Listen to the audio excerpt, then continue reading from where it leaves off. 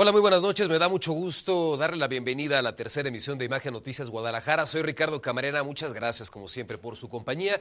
Y a continuación, un adelanto de la información que esta noche tenemos preparada para usted. Asesinan a estudiante de preparatoria en intento de asalto en Zapopan. El presunto responsable, un menor de edad, fue detenido. Reconoce el gobierno estatal la operación de taxis pirata en el aeropuerto de Guadalajara. Participan más de 3 millones de personas en el macro simulacro en Jalisco.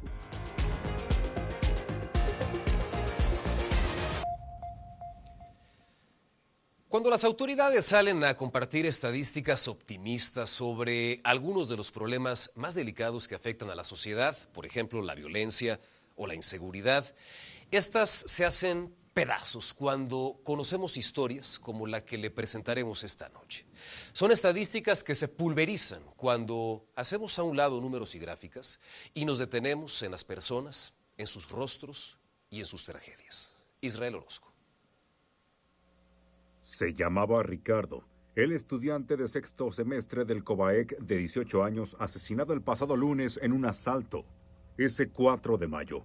Mientras el joven se encontraba con su novia a unas cuantas cuadras de su plantel educativo en la colonia Miramar de Zapopan, un sujeto los interceptó para robarles. En el forcejeo, el asaltante les quitó diversas pertenencias y un celular. Además, el joven intentó defender a su novia y al hacerlo fue apuñalado múltiples veces. Ante lo ocurrido, familiares lo trasladaron de urgencia a la Cruz Verde Las Águilas, donde minutos después se confirmó su fallecimiento. Tras el hecho, policías municipales implementaron un operativo en la zona y lograron la detención del presunto responsable, de 16 años, 2 días después del crimen, quien fue puesto a disposición del Ministerio Público. Las autoridades investigan si el detenido está vinculado con otros robos en la colonia. La muerte de Ricardo ha causado tristeza e indignación entre alumnos y docentes del Cobaec, donde era reconocido por su dedicación en la escuela y su carácter alegre. Para Imagen, Israel Orozco. Pues vaya caso, un adolescente asesinado por otro adolescente a unas cuadras de su plantel educativo. Apenas esta semana, el Sistema Estatal de Protección Integral de los Derechos de Niñas, Niños y Adolescentes daba a conocer los resultados de una consulta que realizó a este sector de la población para conocer cuál es su principal preocupación. ¿Y sabe qué es lo que más le preocupa a los niños y adolescentes de Jalisco? Pues la violencia. A 7 de cada 10 niños en nuestro estado, lo que más le preocupa es la violencia. Le preocupa también el abuso sexual, la salud mental y las adicciones, el abandono escolar, el trabajo infantil y el embarazo infantil. Lo que perciben niños y adolescentes de Jalisco evidencia nuevamente las condiciones de vulnerabilidad de este sector de la población frente a la inseguridad, un clima de inseguridad que no distingue, que no discrimina y que de alguna manera, en mayor o menor proporción, nos toca a todos. Y ante lo evidente, no queda más que asumir en dónde estamos parados. El gobernador de Jalisco, Pablo Lemus, acepta que durante las últimas semanas la violencia incrementó en algunos puntos de Jalisco. Se nos incrementaron los homicidios dolosos, principalmente los límites entre Tlaquepaque, Tonalá y Guadalajara.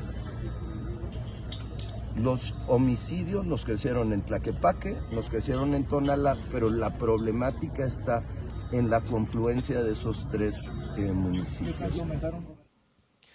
El mandatario agregó que buscará un acercamiento con las autoridades municipales para reforzar la estrategia de vigilancia en coordinación también con la policía estatal. Mientras tanto, justo ahí en Tonalá, sobre una brecha, fue localizado un cuerpo sin vida, aparentemente torturado.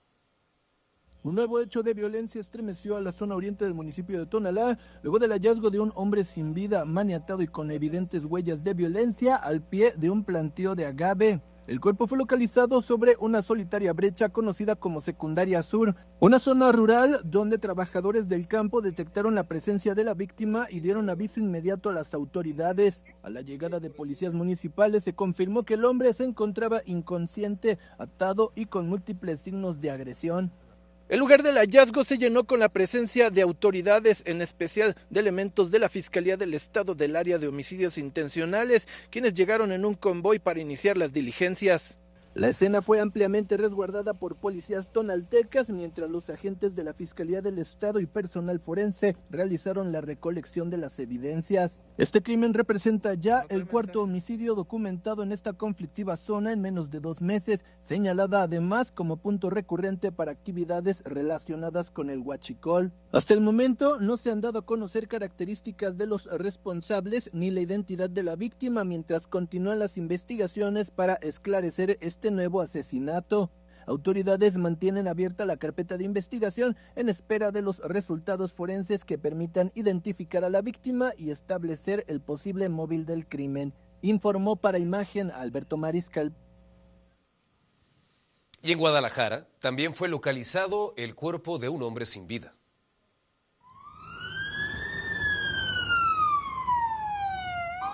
Don Leo, de 65 años, fue hallado muerto por su familia. Tenían por lo menos un día sin saber de él, por lo que decidieron visitarlo. Al entrar a la casa observaron manchas de sangre y al ingresar a una de las habitaciones encontraron su cuerpo. Estaba cubierto con una sábana y con su rostro tapado. Así es, nos hacen referencia que a simple vista se le alcanzan a apreciar 2 lesiones en pecho y en abdomen. ¿Por alguna ocasión? ¿Por qué punzopertante? El crimen ocurrió en el 1234 de Boulevard Marcelino García Barragán, esquina con Río Usumacinta, en la colonia Unidad Modelo de Guadalajara. Un agente investigador de la Fiscalía Estatal revisó este complejo habitacional que está frente al lugar de los hechos. ¿Para qué? Para revisar cada una de estas ventanas y saber si alguna contaba con alguna cámara de seguridad. Sin embargo, ninguna de ellas tiene, por lo que no hay certeza si existe evidencia de quién o quiénes participaron en este crimen.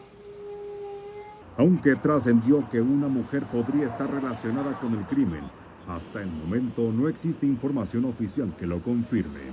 Con imágenes de Joan Plasencia para Imagen, Israel Orozco. Trabajadores de una construcción vivieron momentos de tensión tras localizar restos humanos enterrados mientras realizaban excavaciones. El hallazgo ocurrió en la colonia Puerta de Magnolias, en Jardines de Santa Anita, en Tlajomulco. Tras el reporte, las autoridades acordonaron la zona y personal del Instituto Jalisciense de Ciencias Forenses quedó a cargo de las investigaciones para determinar a quién pertenecen los restos y cuánto tiempo llevaban en este sitio. De nueva cuenta, un accidente vial cobró la vida de un motociclista. El conductor responsable huyó. Un motociclista perdió la vida de forma trágica luego de verse involucrado en un fatal accidente sobre Calzada Revolución en la colonia Sutaj, en el municipio de Guadalajara. Todo sucedió en el cruce con Miguel Ramos Arizpe, donde de manera preliminar se presume que otro vehículo le realizó un corte intempestivo a la circulación. Tras la colisión, el conductor involucrado y presunto responsable escapó del lugar, abandonando la escena, mientras la víctima quedó gravemente lesionada sobre el asfalto. Paramédicos de la Cruz Roja Mexicana confirmaron que el motociclista de entre 35 y 40 años ya no contaba con signos vitales, a pesar de portar casco de seguridad. En la escena se detectaron huellas de neumáticos que hacen presumir que el vehículo involucrado habría huido por Avenida Revolución con dirección hacia el oriente. Las distintas cámaras del escudo urbano C5, ubicadas en puntos estratégicos del trayecto, podrían ser fundamentales para identificar al vehículo involucrado, que preliminarmente podría tratarse de una camioneta. Elementos de la policía vial y agentes ministeriales realizaron las diligencias correspondientes, mientras la circulación permaneció severamente afectada en hora pico durante más de 2 horas. La Fiscalía mantiene abierta la carpeta de investigación para reconstruir los hechos y localizar al conductor fugitivo. Informó para Imagen Alberto Mariscal. La recuperación de una camioneta robada en Guadalajara llevó a la Fiscalía Estatal hasta una finca en la colonia La Noria, en Tonalá, en donde aseguraron otros vehículos con reporte de robo. Además, fueron asegurados diversos objetos relacionados con actividades ilícitas, como placas vehiculares, documentos oficiales, identificaciones, licencias de conducir, llaves y 3 escáneres utilizados para manipular sistemas automotrices. El inmueble quedó bajo resguardo ministerial mientras continúan las investigaciones.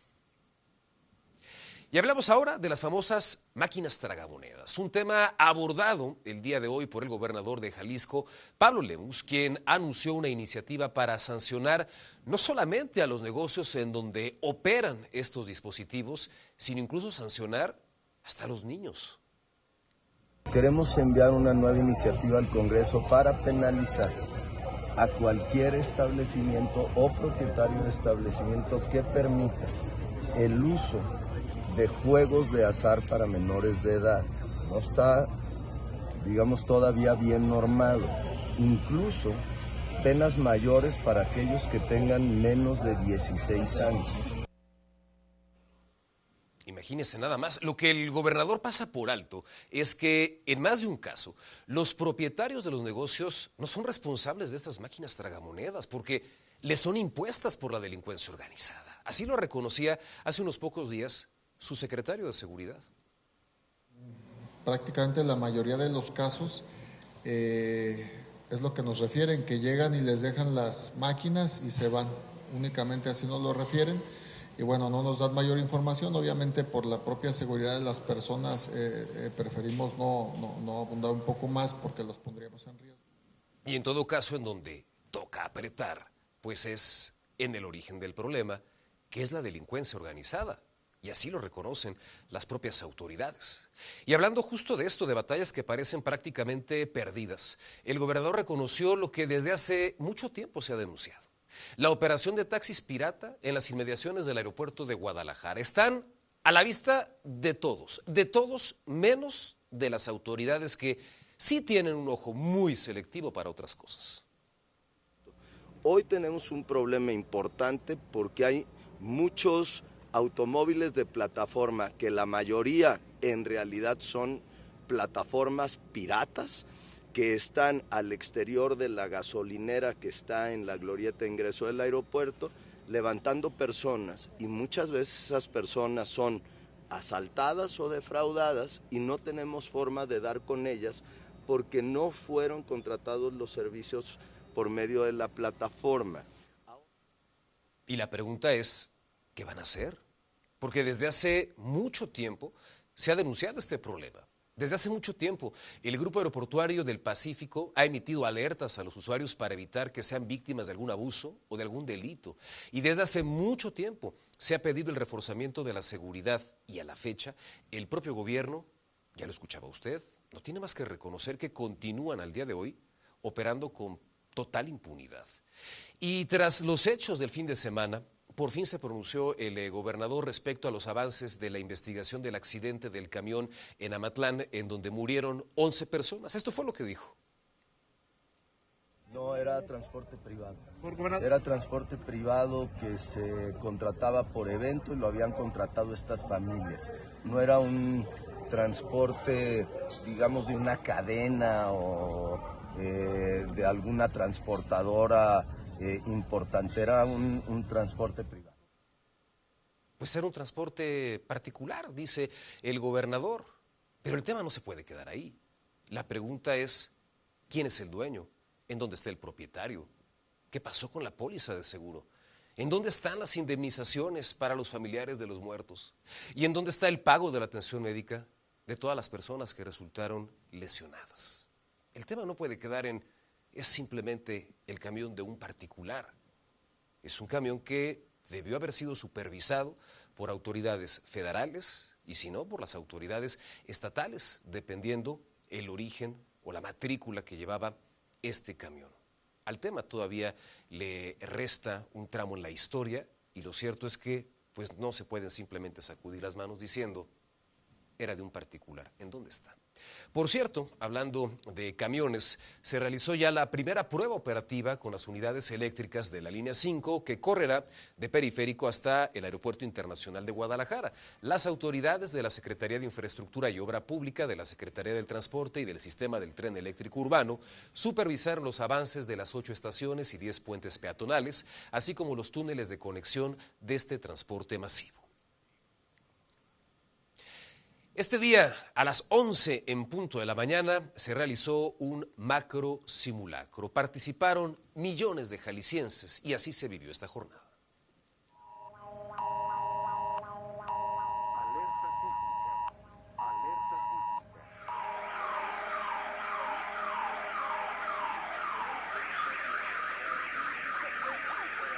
Fue en punto de las 11 de la mañana de este miércoles 6 de mayo cuando sonó la alerta sísmica como parte del primer macro simulacro nacional de este 2026. En Jalisco se rompió récord de participación en comparación con el año pasado, con más de 3 millones de personas realizándolo.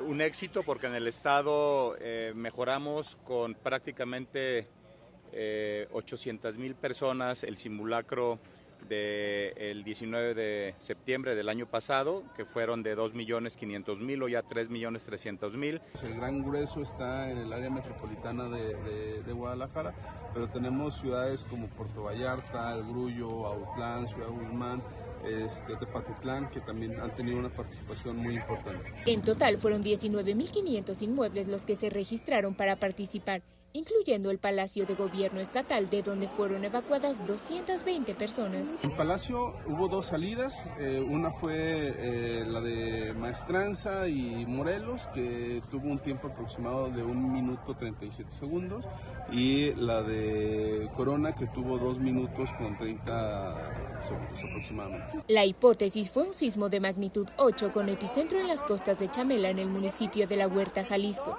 Sin embargo, las autoridades señalaron que se deben redoblar los esfuerzos en esta zona. En la costa tenemos que seguir trabajando, sobre todo por el tema de riesgo de tsunami. Ahí tenemos que trabajar mucho con la implementación de la norma, la implementación de los señalamientos, la ubicación de las zonas seguras. La aplicación móvil Jalisco Alerta emitió un aviso a 82,000 usuarios y tendrá una nueva versión que estará vinculada con Google Maps para emitir alertas incluso por zonas inundadas. Para Imagen, Nayeli Medina.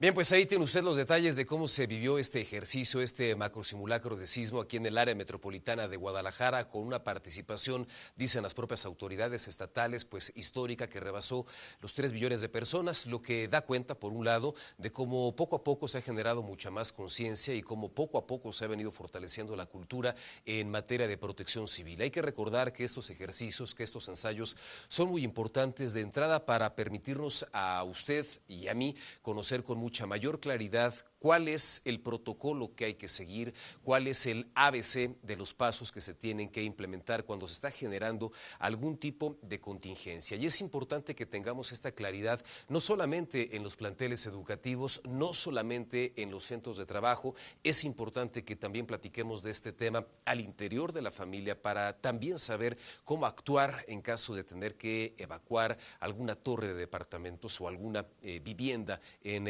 específico. Hay que seguir apostando a la cultura en materia de protección civil. Nos vamos, muchas gracias de verdad por habernos acompañado. Hasta mañana, que descanse.